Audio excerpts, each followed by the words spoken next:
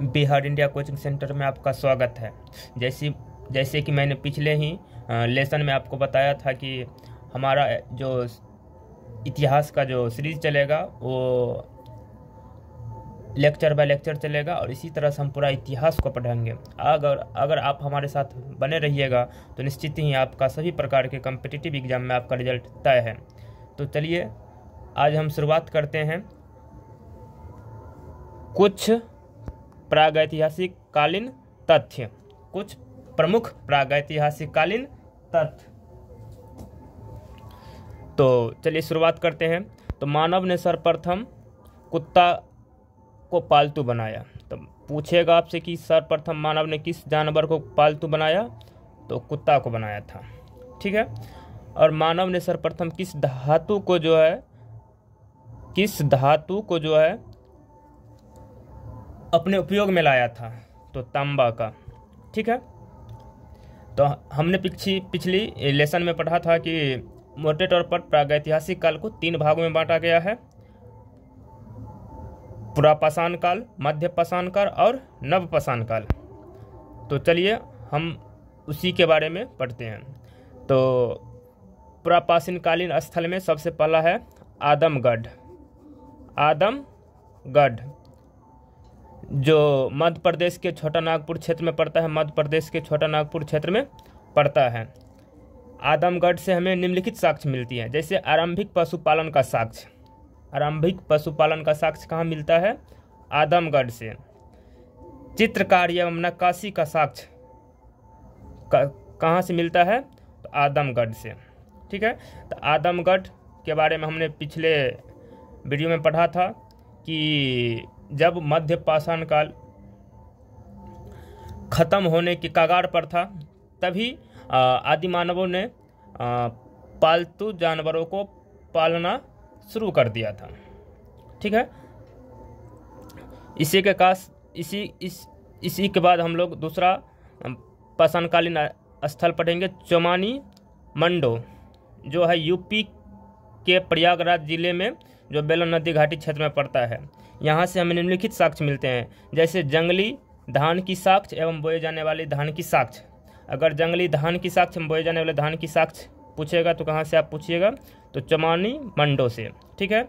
यह स्थल खाद्य संग्रह से खाद्य उत्पादन समाज को दर्शाता है। अर्थात यानी कि इससे पहले जो नवपाषाण काल से पहले जो समाज था वो क्या था? खाद्य संग्राहक। तो चौमानी मंडो जो है एक ऐसा स्थल है जहाँ से लोगों ने खाद्य संग्रह से थोड़ा सा जिंदगी अपना बदलना शुरू किया और खाद्य उत्पादन पर आ गया। अर्थात कृषि की थोड़ी बहुत उत्पादन करने लगा। लेकिन जब हम आगे देखेंगे कि नवपाषाण काल में पूर्ण रूप से आदमी का अस्थायी रूप से कृषि करने लगा।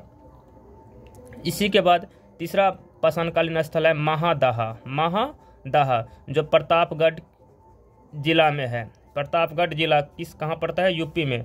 सराय नाहर राय, ये भी प्रतापगढ़ जिला में पड़ता है। कहाँ है? यूपी में। तो पाषाणकालीन में मध्य पाषाणकालीन युगीन स्थल है। आपको पूछेगा मध्य पाषाणकालीन युगीन स्थल, कभी कभार पूछ दिया जाता है अच्छे एग्जाम में। तो आदमगढ़, चौमानी मंडो, महादाहा और सराय नाहर राय, ये क्या है? मध्य पाषाणकालीन युगीन स्थल है। आप देखेंगे नवपाषाणकालीन स्थल, हम इससे आगे जितने भी पढ़ेंगे वो क्या पढ़ेंगे? नवपाषाणकालीन स्थल। जैसे मेहरगढ़ क्या है? पश्चिमी पाकिस्तान में है। पश्चिमी पाकिस्तान में यह जो क्षेत्र पड़ता है बलूचिस्तान के क्षेत्र में पड़ता है। और बलूचिस्तान पाकिस्तान में, पाकिस्तान का एक क्षेत्र है बलूचिस्तान, वहाँ पर जो है मेहरगढ़ वर्तमान में स्थित है। यहाँ से सर्वप्रथम हमें जौ एवं गेहूँ की साक्ष्य प्राप्त हुआ है। सर्वप्रथम अगर आपसे पूछेगा कृषि का साक्ष्य कहाँ से प्राप्त हुआ है, तो कृषि का साक्ष्य मेहरगढ़ से प्राप्त हुआ है। मेहरगढ़ से एक और खास बात याद रखिएगा, मानव के साथ साथ यहाँ पर बकरी को भी दफनाने का साक्ष्य प्राप्त हुआ था।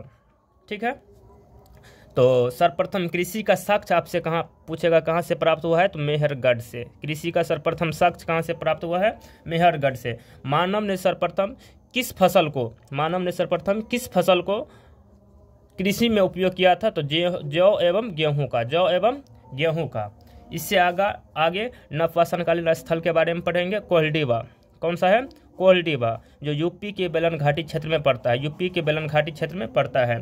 यहाँ से सर्वप्रथम हमें चावल का पहला साक्ष्य मिला है। तो आपसे पूछेगा चावल का साक्ष्य पहला कहाँ मिला है? तो कोल्डिवा से, ठीक है, कोल्डिवा से।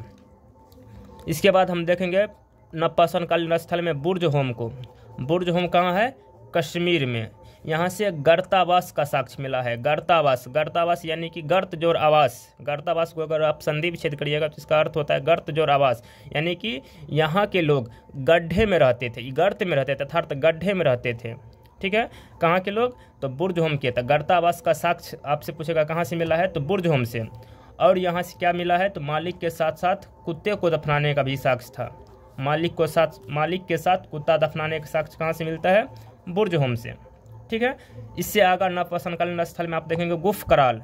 गुफ कराल, गुफ कराल दो शब्दों से मिलकर बना है, गुफ और कराल। गुफ मतलब गुफा और कराल मतलब कुम्हार, अर्थात गुफ कराल से भी गर्तावास का साक्ष्य मिला है और इसके साथ साथ मृत भांड बनाने का साक्ष्य मिला है। गुफ कराल का अर्थ होता है गुफ प्लस कराल, यानी कि गुफा में कुम्हार का घर मिला है जो क्या बनाता था? मृत भांड, यानी कि मिट्टी के बर्तन बनाते थे। और कई प्रकार के नाना प्रकार के चीज़ मिले हैं। अब देखिए चिरांद के बारे में पढ़ेंगे। यह भी क्या है? नवपाषाणकालीन स्थल। इसका यह कहाँ पड़ता है? तो सारण बिहार में। यहाँ से विशाल मात्रा में हड्डी का साक्ष्य मिला है, विशाल मात्रा में हड्डी का प्रमाण मिला है, विशाल मात्रा में हड्डी के उपकरण मिले हैं, ठीक है।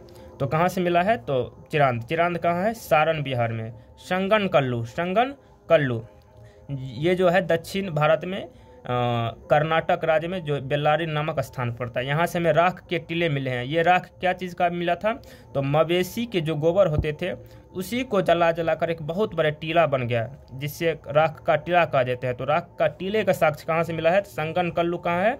बेल्लारी में, कर्नाटक में। हल्लूर कहाँ है? नवपाषाणकालीन स्थल है, कहाँ पूछेगा? तो कर्नाटक में। पयम पल्लू, पयम पल्लू ये जो है नवपाषाणकालीन स्थल है, कहाँ पर है? तमिलनाडु में, ठीक है। इससे आगे हम लोग नेक्स्ट क्लास में पढ़ेंगे सिंधु घाटी सभ्यता। तो धन्यवाद, थैंक यू।